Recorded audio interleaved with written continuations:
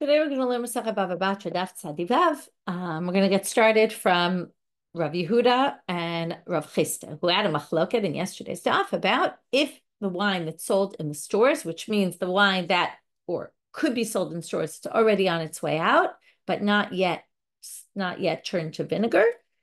Would you make a borei per hagafen on that, or would you make a shehakol? And I just want to point out one thing that I did translate correctly yesterday, which is in the contradiction with this other source to Rav Yehuda, who said would say a borei per hagafen. They said, what about this source about yain shake cream that already is getting bad? So Rav Yehuda agreed beportzima, which is mizdabe ba'karnata. We talked about that they sell it in the corners, meaning it's not really sold very much. But I didn't translate properly the portzima. Portzima is wine made from seeds, grape seeds. Okay, today we're going to talk about something else later in the daf, which is called temed, which is made from the dregs of the wine. After getting out all the juice, they leave the dregs, and they sometimes would make a wine or a drink out of that. That's something else. This was made specifically from the grape seeds, so therefore it was kind of a lower level, and that's what he said you would make a shehakol on. Now, Amalei Abai le Rav Yosef, Harav Yehuda, Harav Chisda Markaman Sfirele. So Abai, as we said yesterday, asked Rav Yosef, what's the story? So who do I hold? Like, what bracha do I make?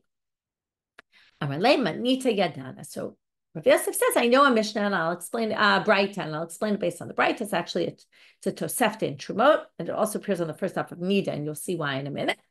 Ditan habodeket hachavit liot mafrish aleha truma v'holech. We have to understand the reality here. Someone has a lot of wine, or let's say they make wine, and they have to take truma to masro. So the easiest way to do it is to take one barrel, set it aside, and say, listen, this is the barrel I'm going to use every time I have a barrel. I'm going to use this one barrel for my truma to masro, and every time I'll take, so let's say there's 30 log in a barrel, and I have to take X amount of truma to masro. So every time I'll say, another bunch of log in this barrel is maser, this amount is truma, and this amount is this, and you'll get through all your tithes.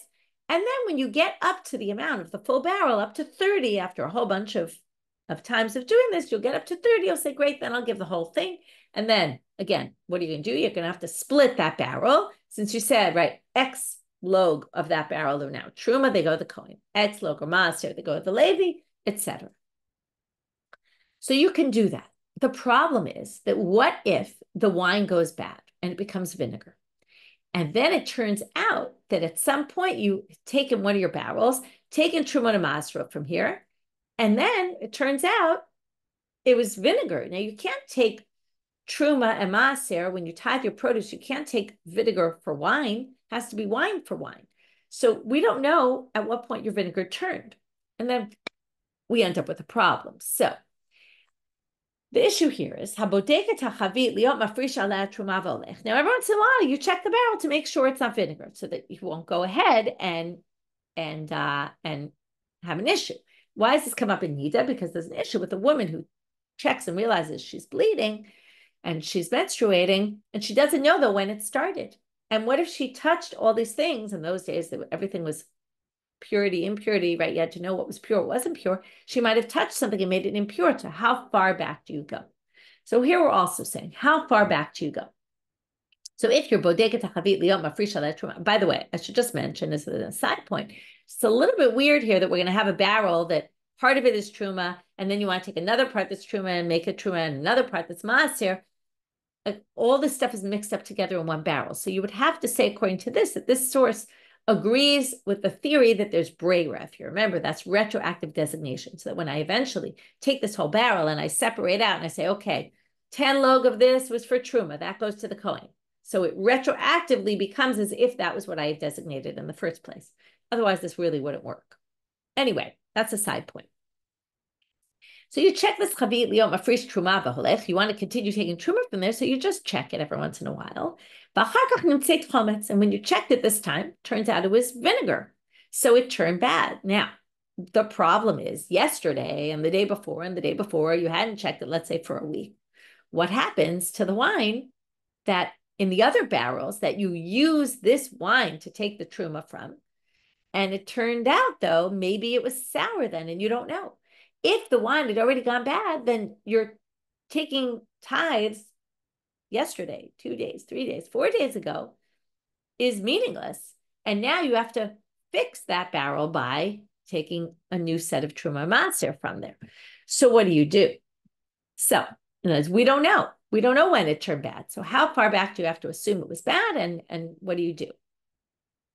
We do, by the way. The problem is, okay, it really depends whether it's definite or not definite. If it's vada, if we assume it's for sure was vinegar, then we just take truma again. And that's actually easier because we just take truma now from good wine. If it was safek and you're not sure, then it becomes more problematic because you can't, just like you can't take from vinegar to wine, you also can't take from something that's obligated on something that's not obligated. And since you don't know if this is obligated or not, so we don't know what wine to use. You can't even take from another safek because one safek, if you have a doubt about another barrel, that barrel might be really obligated and this barrel might not be, or the reverse. So what you would have to do is the only way to do it is to take some wine out of the barrel that you're all safek about, because whatever it is, its status is definitely its status is either you took truma or you didn't take truma. Now you have no idea. But if you take the truma out of there, it'll work because they all have the same level of obligation. I hope that wasn't too confusing. Anyway, it's a side point. That's not really what's bothering our Gemara. Gemara wants to know, do we rule it was okay for sure, or it was not okay for sure, or it was safek? Okay, those are all going to have ramifications. If we rule it was okay for sure, then you don't have to do anything. Everything is fine. So that's just a repeat of I just reread.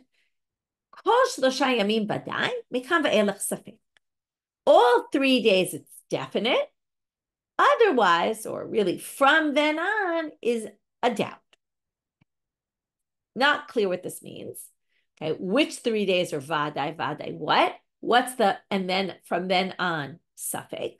So we're going to have 3 interpretations of what this means. My kamar, what does this mean? First interpretation. And the problem is that Rav Yosef said, I'm going to bring this braita to prove it, but in fact, it's going to depend on what option of explanation we're going to go with. Amar Rabbi Yochanan, Hachi Kamar. Rabbi Yochanan said, this is how to read it. The first 3 days, it was for sure wine. After that, it's treated as safek. And then you have to do what I said, which is any barrels that I tried to take tithes from this one barrel that now turned bad, you have to assume that we're just not sure what its status was. So go back to all those barrels and now take Truma Masrot on each one from its own barrel, because again, that was the problem I raised before. That way we know Truma was taken on the same level of obligation. My time, but what's the reason why we say this? How'd we get to this? Well, it's not so arbitrary like it seems. The first thing that Rabbi Yochanan says is it starts going bad from the top. Now, where did I taste it? From the top. So now I also tasted it before I started this whole process. I tasted it from the very beginning. I knew it was fine, and I tasted it from the top. So high ti'ime below akar. Now, the wine goes bad from the top. So the fact that at the top of the barrel, the fact that I tasted it that day and it tasted fine means it was totally fine. Hadn't gone bad. Now, imtim talomer batar de ti'ime akar. Now, if you want to say worst case scenario, right after it started to go, well, what happens when it starts to go? And now we get to our yayin koses that we've been discussing. It first starts with a smell. It has a bad smell that smells vinegary for 3 days, but still tastes tame. The taste is chamra, is wine. So therefore, now the whole question is, so what's the status of wine when it's smelling already vinegary, but tastes still like wine? According to Rabbi Yochanan, if it smells like vinegar, but it tastes like wine, it's still wine. So therefore, since I tasted it on day 1 and it was fine, and I tasted it on day 8, let's say, and it wasn't fine. So on day 1, I can assume that for the next 3 days, it's still called wine. Because even if it started to go bad immediately after, it would take it 3 days while it was still called wine. All the days after that, I have no idea. Could be bad. And therefore, we're going to call it safek. Rabbi Yeshua ben Levi Amal, he says the opposite. The last 3 days are for sure. For sure what? For sure it was bad. Now we're going to have to explain why. And before that, already from day 1, we actually have no idea. Maybe it went bad right away. Now, what's the reason? My timer, the wine starts to go bad from the bottom of the barrel. So you started at the top and tasted it from the top, but you don't know. Maybe it was already bad at the bottom. Maybe it was bad and you had no idea.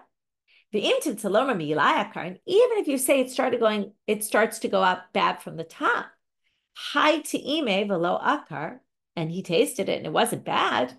Dilma batar de tiime akar. Maybe right after that it started to go bad. And then what would happen if it started to go bad immediately after? Well, remember, he agrees still that there's 3 days where the smell is bad and it tastes like wine. But he's going to disagree about its status in that interim time period. It smells like vinegar, but tastes like wine. But the status of the smell is like vinegar and the taste is like wine. We call that vinegar. Challah is vinegar. So what do you see here? If you go by Rabbi Yochanan, you're going to say, oh, we treat wine that's koses, that's starting to smell vinegary without yet tasting vinegary. That's called wine. You're going to make a borei hagafen on it. Even though they weren't talking about brachot, it would be the same thing. And according to Rav Yosef and Levi, you're not going to make a bracha of borei hagafen. You're going to make a shehakol because it's really vinegar. Third option. You wonder what third option could there be? Well, let's see. Well, the people in the south had a different version of Rabbi Yosef ben Levi's explanation. And they said, this is what Rabbi Yosef ben Levi said. Rishonim v'dayayin. The first 3 days, definitely wine. Not like we just said, he said. Achronim v'day chometz. So that matches Rabbi Yosef ben Levi that we saw before. So when it says 3 yamim ravada, it means 3 days either which way, meaning 3 days at the beginning are definitely wine. 3 days at the end are definitely vinegar. And it's just a question of the middle days. Now, we're going to have to figure this out, though. Hagufa kashya. Wait, but that contradicts itself, that opinion. Because Amart Rishonim v'dayayin. If you say the first days are definitely wine, it's because Almarecha chala v'tamei chamra chamra. It's because even if it started to go bad, it would take it 3 days, and in those 3 days, you're going to treat it like wine. But then you said the last ones are vinegar, which would mean you would say then it must be, we call it vinegar once it starts to go bad, because now we got to it. Could have already started going bad 3 days ago, and once it starts to go bad, we're going to call that vinegar. So it's a total contradiction. To which the Gemara answers, what case were they referring to here? When you got there, it was very strong vinegar. Very strong vinegar. They say, if it hadn't started going bad already, 3 days before it hadn't turned to vinegar already completely, you never would have gotten to this strong vinegar. This kind of strong vinegar clearly was around for 3 days, where already it was tasting like vinegar as well. And that's why the last 3 days would be vadai.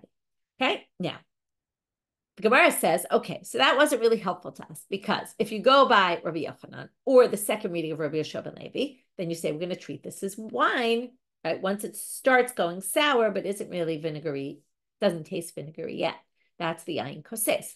And if you go by the middle position, the first position of Rabbi Yosef ben Levi, which was the second opinion we saw, it's the opposite. We're going to treat it like vinegar, and then you make a shehakol. So what do we say? Well, thinking about Rav Meri and Rav Tzvi. Well, Rav Yosef himself didn't say which interpretation he goes by. So Rav Meri and Rav Tzvi have a disagreement. So we end up with a disagreement about what Rav Yosef meant when he said, oh, well, I have a braita to prove which one's right. The Rashbam says, Nirali, dehilchatake Rabbi Yochanan. It seems, though, that you would hold like Rabbi Yochanan. Why? Because he says, because this second opinion of Rabbi Yosef ben Levi actually matches the opinion of Rabbi Yochanan, and basically he says, numbers game, 2 against 3 of our interpretations match that, so it must be that. But it's not clear, but that's what the Rashbam said. Second sugya for today, Itmar. I sell you a barrel of wine, and it goes bad. Amar Rav, this happened to me recently. I got flowers for Shabbat, and by that night, they had already drooped. Okay, now what do you do? You say, right? I said, what kind of terrible store sells flowers that are about to die? Okay, so theoretically, if it wasn't Friday night, right, I would have gone back to the store and said, what are you doing? Why'd you sell me these flowers that die right away? So Amarav, when it comes to wine that goes bad, According to Rav, you could return it for 3 days. And as long as it's within the first 3 days, it shouldn't go bad within the first 3 days. Mikama elach, but after that, brishit lokach. They sold you a good product. They happen to go bad. That's your tough luck. Turning now to Amabet, Ushmuel amal, Chamar akat v'demare shavar. Shmuel says, what are you talking about? One is the responsibility of the person who buys it. If you bought it, right, maybe I didn't put the flowers in water for a few hours, and maybe that's why it died, right? Maybe you left the wine open. You didn't treat it properly. Maybe you did something wrong with it, and because of that, it went bad. You can't go blame the seller. And again, the seller got the money already, so the burden of proof is on you, and there's no way to prove it. Avad Rav Yosef uvad de kapatei de Rav b'shikra. Rav Yosef paskin like Rav when it came to beer, the kapatei de Shmuel b'chamra, and like Shmuel when it came to wine. So basically, when it came to beer, he said you have up to 3 days. When it came to wine, he said no, that's the responsibility of the buyer. V'hilchatat kapatei de Shmuel. But then the Gemara says the halakha is like Shmuel, that basically across the board for everything, right? Wine, beer, we're going to blame the buyer, which means I can't get any money back for my flowers, according to Shmuel. So I guess it was good it was Shabbat and I didn't go back to the store because I wouldn't have got my money back anyway.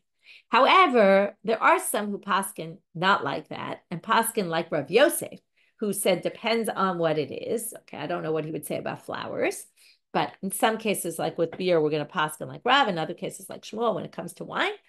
And the claim is that they didn't have these 3 words in the Gemara, which just teaches you a little bit about how the Gemara was organized. And I've mentioned before that sometimes there's these additions that people added later, and it could be in some versions of the Gemara, they didn't have that addition. And therefore they ruled like Rav Yosef, because that's what the text said in front of them. That's just interesting in terms of how the Gemara developed. Tanu Rabbanan, third sugya for today. Now we're going to talk about this thing called temed. I mentioned in the beginning of the shiur, which is taking the dregs after the wine is, the grapes are juiced. Then they would sometimes leave the dregs and mix that with water and make a drink out of it. So Tanu Rabbanan, echad shechar tmarim, ve'echad shechar so'orim. Okay, this is also beer made with dates or beer made with barley. Ve'echad shimrei yayin, that's the one made with the dregs of the grapes. Mirachim alehem shehakol niyeh b'dvaro. We talked before about raising things like bread gets, instead of making a mezonot on it, or the grains themselves actually are shehakol, goes up to, you make something out of them, turns into mezonot, you make bread out of it, which is a high level, it goes up to hamotzi. Wine, the same thing. The grapes themselves are ha'etz, but if you make wine out of them, they become borei hagafen. What about dates? Dates are borei ha'etz, but here you make beer out of them. It's like a lower drink than because it's like the liquid that comes out of it. That's not as praiseworthy, and therefore it's going to lower it, not from ha'etz anymore, but because there's no fruit, you don't see the fruit anymore, and this is any kind of fruit drink, you make a shehakol on it.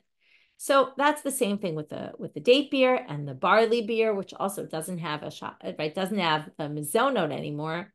It goes down to shehakol. But shimrei, because also some people say it's more because it's really water. It's just water with some flavor in it. And the shimrei yayin, you make a shehakol. Achirim omrim shmarim sheyesh behem tam yayin mavarech alem borei hagafen. This is why we're really dealing with the shmarim, because there's a machloket about them. If you make this temed drink and it tastes like wine, according to others, achirim, you're going to make a borei hagafen. Okay, some people think in general achirim is Rabbi Meir. Not going to get into who it is, but this is other opinion. So Rav Yosef Amar Travayu ein halakha achirim. Rabba and Rav Yosef both say, but we don't hold like achirim. You make a shehakol on this drink. But Rav is going to come and say exactly what case are they arguing about, because he's going to say that everyone would agree in some particular cases.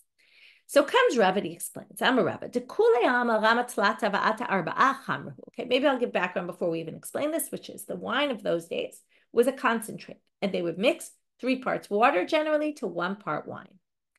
So comes Rav and he says, if you put in 3 cups of water into these dregs, and out of it came 4, because the dregs created wine or something like wine, that was 1 cup to 3 cups water, well, everyone agrees that chamrahu, that's for sure wine, because it's got enough juice in it that created a taste like wine, and therefore it's like wine. And Rava Latame, Rava goes l'shitato, because Amar Rava, kol chamra de lo daria, chatzlat maya lav chamrahu. If it doesn't have a ratio of 1 to 4, but it's, let's say, 3/4 to 4 or half to 4, that's not wine.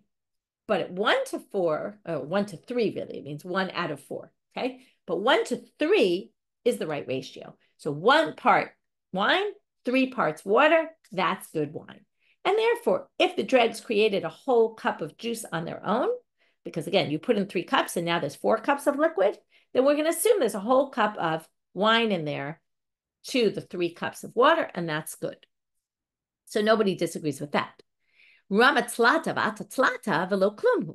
everyone agrees that if I put in 3 cups of water and no juice came out of those dregs, and there's only 3 cups of water, even if a little flavor came out, but there's still only 3 cups of water, obviously that's not wine. It doesn't have the ratio. Ki pligi, the machloket is, and you're wondering, what exactly is the machloket then? You put in 3 and you end up getting half a cup more of dregs. So now, the Rabbanan Savre, the rabbis hold, tlata ayil, tlata nafik. You put in 3. You took out 3 cups of water. In other words, in the end, there's 3 cups of water. Pashlu palga, and there's only a half a cup of this wine, so to speak, right? We sort of call it wine. It came from the dregs. It's got the same flavors.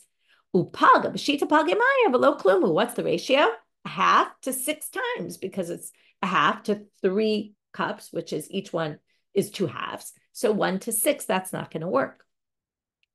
Ba'acherim savre, but the acherim hold in this case, tlata ul, tlein upalga nafik.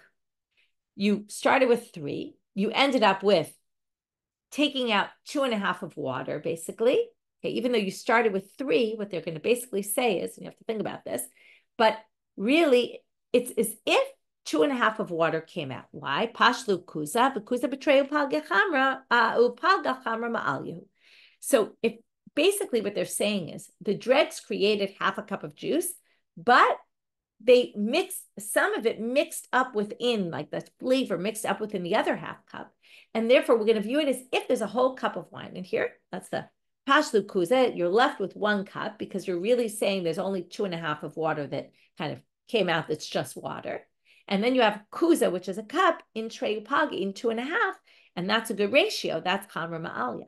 So if we put in 3 cups of water and end up with the dregs and the water comes out to 3.5, we're going to view it according to acherim. Again, it's hard to view it, and that's why, again, remember, they didn't really hold like acherim, but we're going to view it as if the wine, the flavor from the dregs got into a whole cup of water, and therefore we're going to view it as 1 cup to 2.5 cups, and it's going to be counted as wine.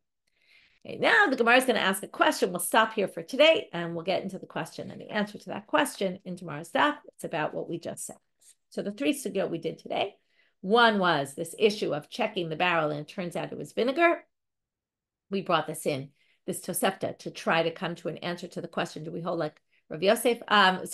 Did Rav Yosef hold like Rav Yehuda or Rav Chisda? To tell us that he brought this Tosefta, but there were 3 different interpretations of the Tosefta.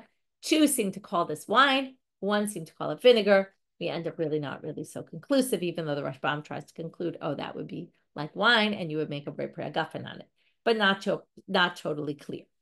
Then we got into the debate about if you buy it and it goes bad, until what point can you return it at all, or can the seller claim it was your fault, you didn't treat the wine properly and it went bad? Do we make a distinction between wine and beer or not? And then we got into this liquid that is made from the dregs of the wine, and the question is, do we make a shehakol or a borei hagafen? And then we said make shehakol, that's the way we rule. But in what case really is there a machloket? And that was Rava who gave us exactly what measurements were necessary for there to actually be a machloket, and in what cases would everybody agree that it's either shehakol clearly or it's borei hagafen clearly. And with that, we'll finish for today. Continue in this sugya in tomorrow's daf. Wishing everyone a good day and a Shavua Tov.